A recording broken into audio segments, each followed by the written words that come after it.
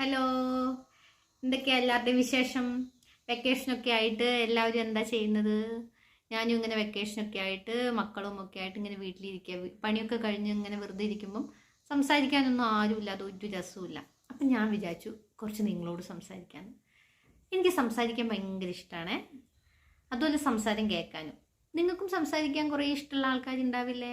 കേൾക്കാനും ഇഷ്ടമുള്ള കുറേ ആൾക്കാരുണ്ടാവും. അപ്പം നമുക്ക് കുറച്ച് നേരം സംസാരിച്ചാലോ?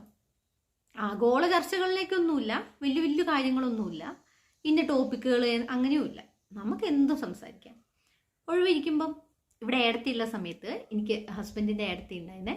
ഏടത്തിയുള്ള സമയത്ത് ഞങ്ങൾ രാവിലെ ഒരു 10 മണിയൊക്കെ ആകുമ്പം പണിയൊക്കെ തീർക്കും.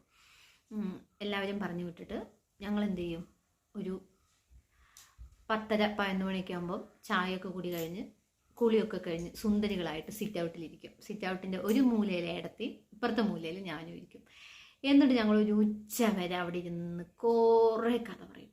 ഏടത്തി കുറേ കഥ പറയും, ഞാൻ കുറേ കഥ പറയും, കുറേ ചിരിക്കും, പിന്നെയും കുറേ നേരം പറയും. അങ്ങനെ ഒരു ഉച്ചയൊക്കെ കഴിയുമ്പോഴേക്കും ഭക്ഷണം കഴിക്കാൻ വേണ്ടി ഞങ്ങളുടെ അമ്മ വരും. അപ്പോൾ അമ്മ വരുമ്പോൾ അമ്മയിരിക്കും കുറച്ച് നേരം.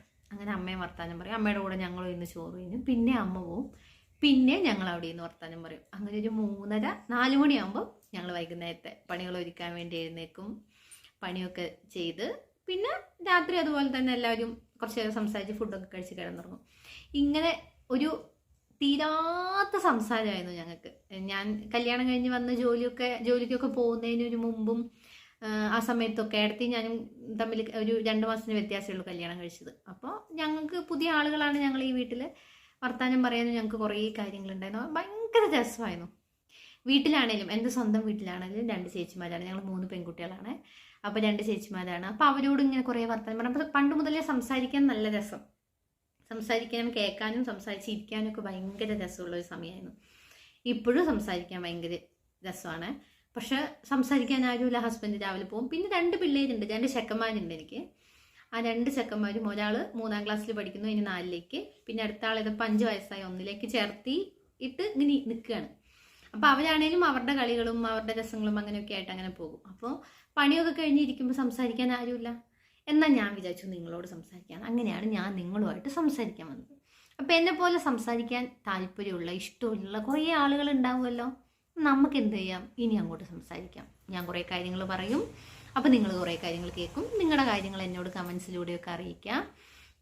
അപ്പോൾ സംസാരിക്കാൻ ഇഷ്ടമുള്ള എല്ലാവരും ഓടി വായോ കേട്ടോ.